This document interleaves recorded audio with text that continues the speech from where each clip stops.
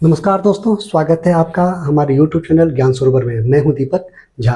आइए आज जो प्रश्न लेके आए हैं, प्रश्न क्या है वो समझते हैं। आज प्रश्न ये है कि दो चर वाले रैखिक समीकरण का जो हल होता है वो क्या होता है और कैसे पता करते हैं। आइए देखते हैं। तो हमको आज जिस टॉपिक पे बात करना है वो है दो चर वाले रैखिक समीकरण का हल। चलिए एक उदाहरण लिखते हैं। 2x plus 3y minus 12 is equal to 0। ये एक समीकरण है और इस समीकरण को के हल के बारे में हम पता करेंगे।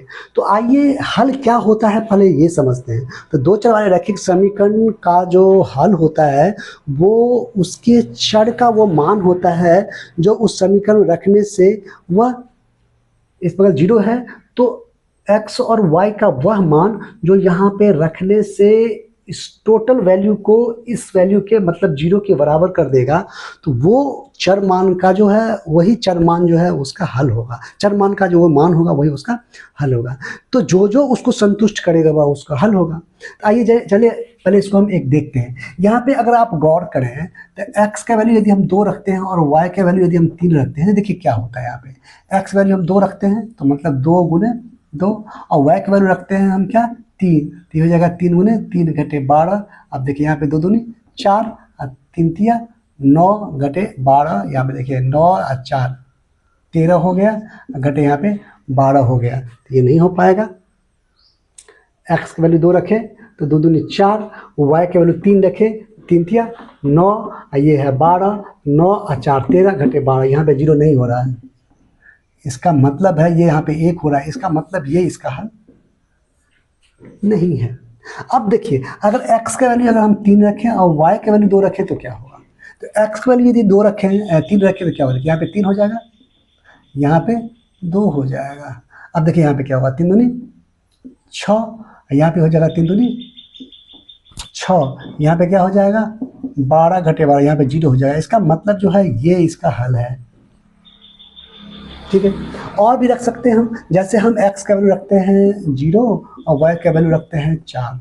अब देखिए क्या होता है, x का वैल्यू रखते हैं हम 0, यहाँ पे 0 रखना पड़ेगा हमको, और y का वैल्यू रखते हैं हम 4।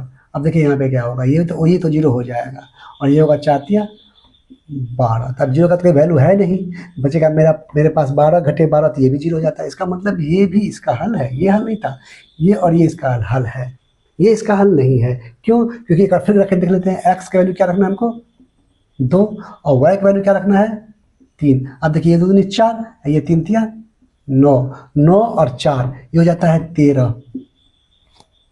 तो 0 नहीं होकर के ये 1 होता है, इसलिए ये इसका हल नहीं है।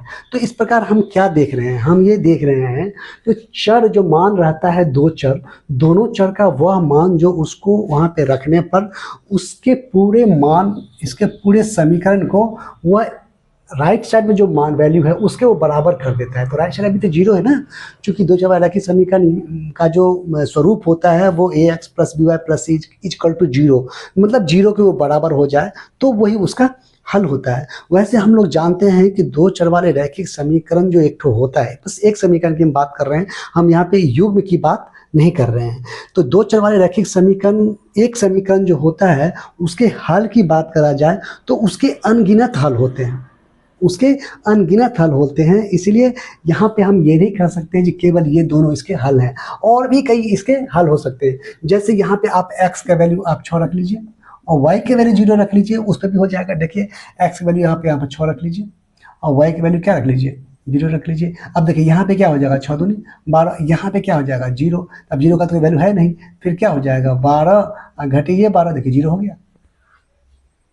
इस प्रकार हम क्या देख रहे हैं, जो दो चर वाले रैखिक समीकरण, अगर दो चर वाले एक ठो रैखिक समीकरण है तो उसके अनगिनत हल होते हैं। फिर वहीं पे अगर युग्म के रूप में हो तो युग्म के रूप में जो हल के जो प्रकार होते हैं ना, उसके 3 प्रकार हैं, 3 प्रकार के हल उसके हो सकते हैं। लेकिन यदि एक समीकरण है, दो चर वाले रैखिक समीकरण का यदि एक समीकरण है तो उसके अनगिनत हल निकलेंगे। आगे हम इसके ग्राफीय विधि पर भी चर्चा करेंगे और इसके ज्यामितीय अर्थ को भी। दो चर वाले रैखिक समीकरण का जो ज्यामितीय अर्थ होता है, उसके हल का ज्यामितीय अर्थ होता है, उसको भी हम समझने का प्रयास करेंगे। और तब तक के लिए हम यूँ करेंगे, जो हमारा वीडियो आपको यदि अच्छा लगता है तो लाइक, शेयर और कमेंट्स, सब्सक्राइब करें और मुझे आगे जरूर बढ़ाएं। तब फिर अगले मुलाकात में फिर नए प्रश्नों के साथ हम मिलेंगे। तब तक के लिए बाय।